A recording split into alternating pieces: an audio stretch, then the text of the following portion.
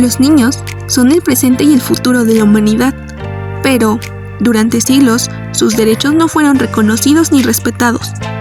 Hoy conoceremos la Convención sobre los Derechos del Niño de 1989, el tratado internacional que marcó un cambio histórico en la forma en que el mundo protege y garantiza los derechos de la infancia. La Convención sobre los Derechos del Niño es el primer tratado internacional con carácter obligatorio que reconoce a los niños y niñas como sujetos de derechos. Fue aprobada el 20 de noviembre de 1989 por la Asamblea General de las Naciones Unidas, después de una década de trabajo con representantes de distintos países. La historia de la protección de los niños y la infancia no comenzó en 1989. Uno de los pasos más importantes se remonta al 28 de febrero de 1924, con la redacción de la Declaración de Ginebra por Églantine Jebb, quien marcó el inicio del reconocimiento internacional de que los niños merecen cuidados y garantías particulares. 35 años después, el 20 de noviembre de 1959, la Asamblea General de la ONU aprobó la Declaración de los Derechos del Niño, pero no era legalmente vinculante. Esto significaba que, aunque reconocía derechos, muchos estados no estaban obligados a cumplirlos. Por eso, la Convención de 1989 fue un paso decisivo. Convirtió esos principios en un compromiso legal y universal, adaptado por la mayoría de los países del mundo. Desde entonces, ha servido como un marco de referencia para mejorar la vida de los niños en áreas como la salud, la educación y la protección contra la explotación y la violencia. El artículo 1 establece que todo ser humano menor de 18 años de edad es considerado niño, salvo que la legislación de su país determine una mayoría de edad más temprana.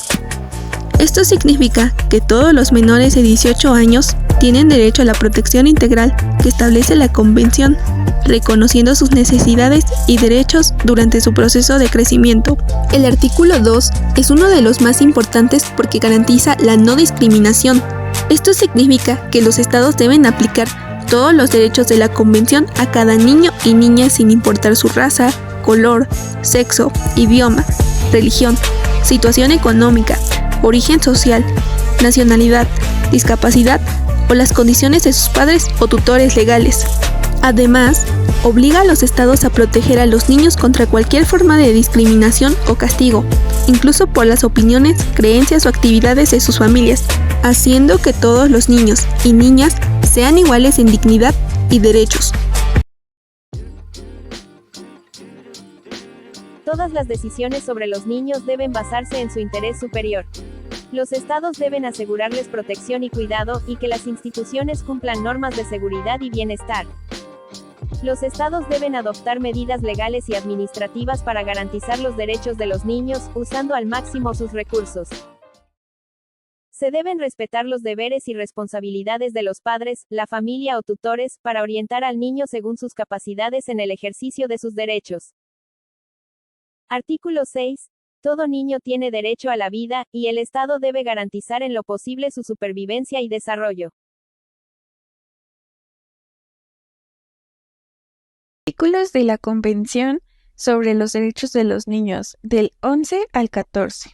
Artículo 11 dice que los países deben de proteger a los niños para que no los trasladen ilegalmente a otro país ni los retengan lejos de su familia. Básicamente, se trata de evitar secuestros o retenciones injustas. Por otro lado, el artículo 12 asegura que los niños tienen derecho a ser escuchados en los temas que los afectan. Si tienes edad para opinar, tu voz debe contar, ya sea en casa, en escuela o incluso en procesos legales. El artículo 13 habla de la libertad de expresión. Puedes hablar, escribir, dibujar o compartir ideas. Claro, con respeto y cuidado a los derechos de los demás. Por último, el artículo 14 protege tu libertad de pensamiento y de religión. Puedes creer en lo que quieras, y tus papás o tutores pueden orientarte mientras creces. En resumen, protección, voz, expresión y libertad de pensamiento. Estos derechos son tuyos y de todos los niños del mundo. Conocerlos nos ayudan a respetarlos. Hola, mi nombre es Dana y yo les voy a hablar sobre los artículos 15, 16, 17 y 18. Artículo 15. Libertad de asociación y reuniones pacíficas. Este artículo dice que todos los niños y niñas tenemos derecho a reunirnos pacíficamente y asociarnos con otros. Esto significa que podemos formar grupos, clubes o participar en actividades con nuestros amigos siempre y cuando sea de forma pacífica. Sin embargo, si es necesario, se pueden poner límites, por ejemplo, para proteger la seguridad pública, la salud o los derechos de los demás. Artículo 16. Protección de la vida privada. Aquí se establece que ningún niño debe sufrir intromisiones arbitrarias en su vida privada, su familia, su casa o su correspondencia. Además, tenemos derecho a que la ley nos proteja contra ataques a nuestra honra o reputación. En pocas palabras, se debe respetar nuestra intimidad y dignidad. Artículo 17. Acceso a información adecuada. Este artículo reconoce la importancia de los medios de comunicación. Los estados deben asegurarse de que los niños tengamos acceso a información y materiales de calidad que fomente nuestro bienestar social, cultural, espiritual, moral, físico y mental. Al mismo tiempo deben protegernos contra la información dañina. Por ejemplo, promover libros infantiles, programas educativos y contenidos en nuestro propio idioma, sobre todo si pertenecemos a un grupo indígena o minoritario.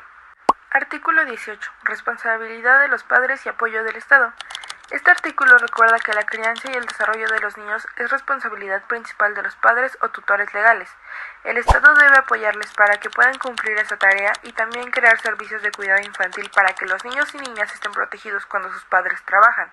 Lo más importante es que siempre se debe respetar el interés superior del niño. En conclusión, estos artículos nos muestran que todos los niños y niñas tenemos derechos que protegen nuestra libertad, privacidad, acceso a buena información y una crianza responsable, siempre con apoyo del Estado y pensando en nuestro bienestar. El artículo 19 nos dice que el gobierno debe proteger a los niños de cualquier maltrato, golpes, insultos, abandono, abuso sexual o explotación.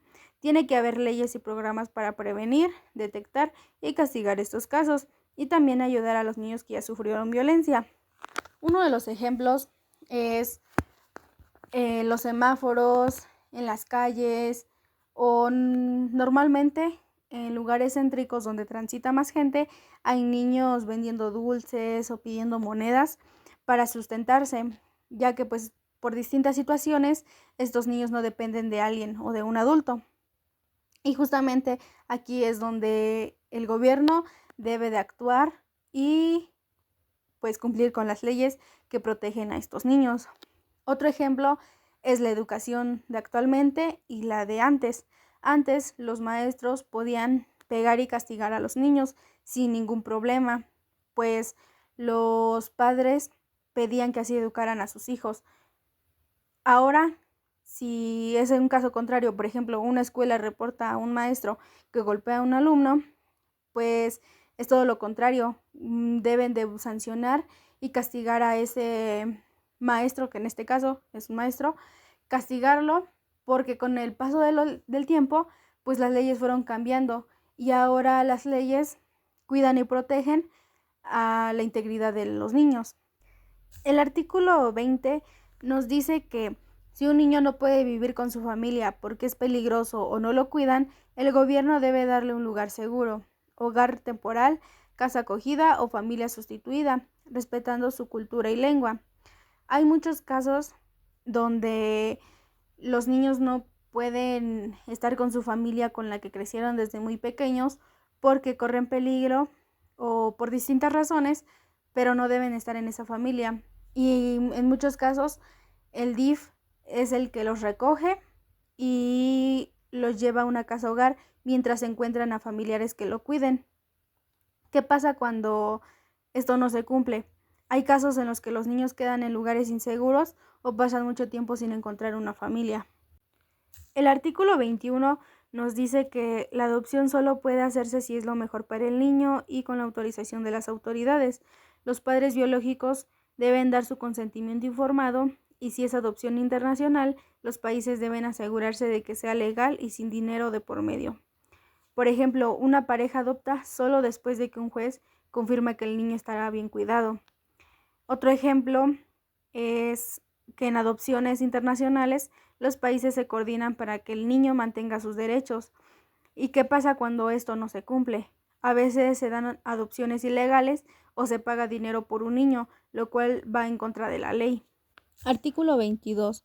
Este artículo nos dice que los niños que huyen de su país o piden refugio deben recibir ayuda, protección y la oportunidad de estar con su familia, aunque estén solos. El gobierno debe trabajar con organismos internacionales para ubicarlos y cuidarlos. Uno de los ejemplos es de que el gobierno debe dar comida y refugio y atención médica a los niños que llegan de un país en guerra, o bien ayudar a un niño refugiado a encontrar a sus padres en otro país. Yo investigué un caso que habla sobre este artículo 22. Este ocurrió en Alemania en 2015, durante la crisis de refugiados de Siria. Cuando miles de menores sirios llegaron solos a Europa, huyendo de la guerra, las autoridades alemanas, junto con la Cruz Roja, iniciaron un programa de reunificación familiar. Por ejemplo, un niño sirio de 11 años que había llegado a Berlín pudo reencontrarse con su madre en Hamburgo, después de varios meses de búsqueda y trámites, gracias a la cooperación entre el gobierno alemán y organismos internacionales. Este caso que les compartí, muestra cómo un país y organizaciones internacionales trabajaron juntos para localizar a la familia y garantizar la protección del menor, tal como lo dice el artículo 22. ¿Qué pasa cuando este artículo no se cumple? En algunos lugares los niños refugiados son detenidos o no reciben suficiente comida ni atención. Y en conclusión, todos estos artículos piden que los gobiernos protejan a los niños en distintas situaciones, pero nos damos cuenta que en realidad a veces las leyes no se aplican bien o las autoridades se tardan o no dan los recursos necesarios. En el artículo 23 se reconoce el derecho de los niños con discapacidad física o mental a vivir con dignidad y a participar activamente en la comunidad, así como los estados deben asegurar cuidados especiales, acceso a educación, salud, capacitación, rehabilitación y oportunidades de integración social. La ayuda debe ser gratuita, siempre que sea posible, adaptada a las necesidades del niño y la situación de su familia. También se fomenta la cooperación internacional y el intercambio de información sobre salud, rehabilitación y formación para mejorar la atención a estos niños. Artículo 24. Derecho a la salud. Todo niño tiene derecho al disfrute del más alto nivel posible de salud y acceso a servicios médicos y de rehabilitación. Los estados deben asegurar que ningún niño sea privado de atención sanitaria. Medidas específicas que los estados deben tomar son reducir la mortalidad infantil en la niñez, aseguración y atención médica sanitaria adecuada para todos los niños con énfasis en la atención primaria, combatir enfermedades y malnutrición garantizando alimentos nutritivos y agua potable, asegurar atención prenatal y postnatal adecuada a las madres, educar a padres y niños sobre salud, nutrición, lactancia materna, higiene, prevención de accidentes y saneamiento ambiental, desarrollar la atención sanitaria preventiva y los servicios de planificación familiar. Los niños internados en instituciones por motivos de salud física o mental tienen derecho a una revisión periódica de su tratamiento y de todas las circunstancias relacionadas con su internamiento. Artículo 26. Todo niño tiene derecho a beneficiarse de la seguridad social. Los estados deben garantizar este derecho tomando en cuenta la situación del niño y los recursos disponibles. Las prestaciones deben darse para asegurar el bienestar y mantenimiento del niño, incluso cuando la solicitud sea hecha por otras personas responsables de su cuidado. Ahora continuaremos con otros derechos muy importantes. Del artículo 27 al 30, la Convención nos habla de cómo debe de ser el nivel de vida de los niños, de su derecho a la educación, de los objetivos que debe de tener esa educación y del respeto a las culturas y lenguas de las minorías e indígenas. Vamos a verlo de manera sencilla. Artículo 27. Nivel de vida adecuado. Todos los niños y niñas tienen derecho a un nivel de vida que asegure su desarrollo físico, mental, espiritual, moral y social. Los principales responsables son los padres, pero si no pueden cubrirlo, el Estado debe de apoyar con asistencia, programas de nutrición, vivienda y hasta garantizar el pago de pensiones alimenticias. Artículo 28. Derecho a la educación. Todo niño tiene derecho a la educación. Esto incluye educación primaria gratuita y obligatoria, acceso a la educación secundaria y superior según la capacidad, ayuda financiera cuando sea necesario. Además, los estados deben fomentar la asistencia regular y reducir la deserción escolar, siempre respetando la dignidad del niño. Artículo 29. Objetivos de la educación. La educación no solo transmite conocimientos, también debe desarrollar al máximo las capacidades de cada niño, fomentar el respeto a los derechos humanos, respetar la identidad cultural y valores propios y de otros pueblos, preparar para la vida en una sociedad libre basada en la paz, tolerancia e igualdad, inculcar respeto al medio ambiente. Artículo 30. Derechos de minorías e indígenas. Los niños que pertenezcan a minorías étnicas, religiosas, lingüísticas o pueblos indígenas tienen derecho a vivir su cultura, practicar su religión y usar su idioma junto con su comunidad. Estos artículos recuerdan que todos los niños y niñas tienen derecho a vivir con dignidad, aprender y crecer respetando su cultura y la de los demás. La Convención protege a la infancia porque un mejor presente para ellos es un mejor futuro para todos. O escuchamos artículos de una convención, pensamos que son cosas legales, pero en realidad hablan de los derechos que nos tocan a todos, especialmente a los niños, que tienen que ver con su vida diaria, su bienestar y su protección. Para empezar, el artículo 31 dice que todos los niños tienen derecho al descanso, el juego, al esparcimiento y a participar en actividades culturales y artísticas. ¿Por qué es tan importante? Porque jugar no es una pérdida de tiempo, es parte del derecho, de la salud mental y emocional, y además es un derecho reconocido. Imagínate un mundo donde a los niños se les niegue el juego. Sería injusto y dañaría su crecimiento. Si los niños tienen derecho a descansar y jugar, también tienen derecho a que los protejan de trabajos que sean peligrosos o que les roben su infancia. Y de eso habla el artículo 32. Ningún niño debe de trabajar en condiciones que afecten su salud, su educación o su desarrollo. El Estado tiene que poner reglas claras como la edad mínima para trabajar, horarios adecuados y sanciones para quien explote a los niños. El artículo 33 sigue con la idea de proteger, pero ahora frente a algo más grave, el uso y tráfico de drogas. Este artículo tiene que ver con que los niños deben estar completamente protegidos de las drogas y de cualquier situación donde sean usados para producirlas o venderlas. Es recordatorio de que los niños no deben estar expuestos a estos peligros que dañen su cuerpo, su mente, su futuro y su integridad física o mental. Y por último, el artículo 34 toca otro tema doloroso, pero necesario de hablar: la protección contra la explotación y el abuso sexual.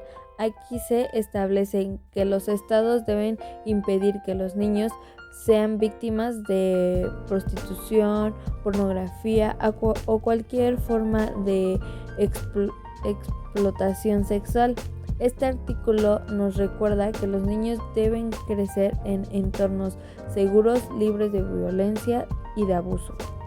Todos juntos nos muestran que los niños necesitan cuidados integrales, no solo educación y salud, sino también un entorno seguro donde puedan crecer felices, creativos y libres de peligro.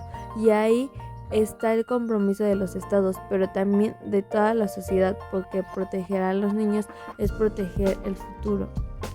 Artículo 35. Los estados partes tomarán todas las medidas de carácter nacional, bilateral y multilateral que sean necesarios para pedir el secuestro, la venta o la trata de niños para cualquier fin o en cualquier forma. Artículo 36.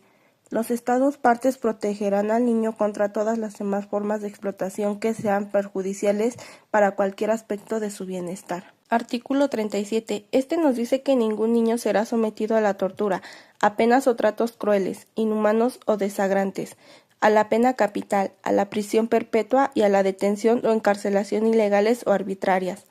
Todo niño privado de libertad deberá ser tratado con humanidad, estará separado de los adultos, tendrá derecho a mantener contacto con su familia y a tener pronto acceso a la asistencia jurídica u otra asistencia adecuada. Artículo 38. Este quiere decirnos que el protocolo facultativo de la Convención sobre los Derechos del Niño relativo a la participación de niños en los conflictos armados entró en vigor en 2002 y establece que los estados partes adoptarán todas las medidas posibles para que ningún miembro de sus fuerzas armadas menor de 18 años participe directamente en hostilidades. Artículo 39. Recuperación y reintegración. Todo niño que haya sido víctima de abandono, maltrato, explotación, tortura o guerra tiene derecho a recibir ayuda. Los estados deben garantizar su recuperación física, psicológica y su reintegración a la sociedad en un ambiente de respeto y dignidad. Artículo 40. Justicia para los niños. Si un niño es acusado de cometer un delito, debe ser tratado con justicia y dignidad. Se presume su inocencia. Tiene derecho a un juicio justo, a un abogado y a un intérprete si lo necesita, y a medidas que busquen su educación y reintegración, no solo castigo. Artículo 41. Normas más favorables. Si existe una ley nacional o internacional que dé más protección a los derechos de los niños que la Convención, se aplicará esa norma que sea más beneficiosa. Artículo 42. Difusión de los derechos. Los estados tienen la obligación de dar a conocer ampliamente los derechos de la infancia, tanto a niños como a adultos, para que todos los conozcan y los respeten. Artículo 43. Este artículo dice que se creó un comité, es decir, un grupo de expertos de varios países que revisa si los gobiernos están cumpliendo con los derechos de los niños. Ellos leen informes y hacen recomendaciones para mejorar. Artículo 44. Aquí se establece que cada país debe entregar informes, el primero 2 años después de firmar la convención y luego cada 5 años. En esos informes se explica qué están haciendo para proteger a los niños, qué logros tienen y qué problemas se enfrentan. Artículo 45. Este artículo explica qué organismos internacionales, como el Fondo de las Naciones Unidas para la Infancia o la Organización Mundial de la Salud, ayudan al comité. Pueden dar consejos, hacer estudios y apoyar a los países para que realmente se respeten los derechos de los niños. Artículo 46. Este artículo dice que esta convención está abierta para que todos los países del mundo puedan firmarla y comprometerse a cuidar a los niños. Artículo 47. La presente convención está sujeta a ratificación. Los instrumentos de ratificación se depositarán en poder del Secretario General de las Naciones Unidas. Artículo 48. La presente convención permanecerá abierta a la adhesión de cualquier Estado. Los instrumentos de adhesión se depositarán en poder del Secretario General de las Naciones Unidas. Artículo 49. Primer punto. La presente convención entrará en vigor el 30º día siguiente a la fecha en que haya sido depositado el 20º instrumento de ratificación o de adhesión en el poder del Secretario General de las Naciones Unidas. Segundo punto. Para cada Estado que ratifique la convención o se adhiera a ella después de haber sido depositado el 20º instrumento de ratificación o de adhesión, la convención entrará en vigor el 30º día después del depósito por tal Estado de su instrumento de ratificación o de adhesión. Artículo 50, primer punto. Todo Estado parte podrá proponer una enmienda y depositarla en poder del Secretario General de las Naciones Unidas. El secretario comunicará la enmienda propuesta a los Estados partes pidiéndoles que les notifiquen si desean que se convoque a una conferencia de Estados partes, con el fin de examinar la propuesta y someterla a votación. Si dentro de los 4 meses siguientes a la fecha de esa notificación, 1/3 al menos de los Estados se declara en favor de tal conferencia, el secretario convocará una conferencia con el auspicio de las Naciones Unidas. Toda enmienda adoptada por la mayoría de Estados presentes y votantes de la conferencia será sometida por el Secretario General a la Asamblea de las Naciones Unidas para su aprobación. Segundo punto. Toda enmienda adoptada de conformidad con el párrafo 1 entrará en vigor cuando ya haya sido aprobada por la Asamblea General de las Naciones Unidas y aceptada por una mayoría de los tercios de los Estados. Tercer punto. Cuando las enmiendas entren en vigor serán obligatorias para los Estados partes que las hayan aceptado, en tanto que los demás Estados seguirán obligados por las disposiciones de la presente convención y por las enmiendas anteriores que hayan aceptado. Artículo 51. El Secretario General de las Naciones Unidas recibirá y comunicará a todos los Estados el texto de las reservas formuladas por los Estados en el momento de la ratificación o de la adhesión. No se aceptará ninguna reserva incompatible con el objeto y el propósito de la presente convención. Toda reserva podrá ser retirada en cualquier momento por medio de una notificación hecha a ese efecto y dirigida al Secretario General de las Naciones Unidas, quien informará a todos los Estados de esa notificación. Surtiría efecto en la fecha de la recepción del Secretario General. Artículo 52.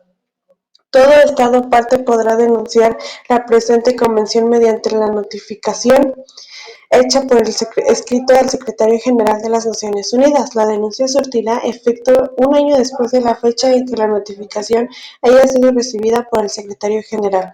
Artículo 53. Se designa depositario de la presente convención al Secretario General de las Naciones Unidas.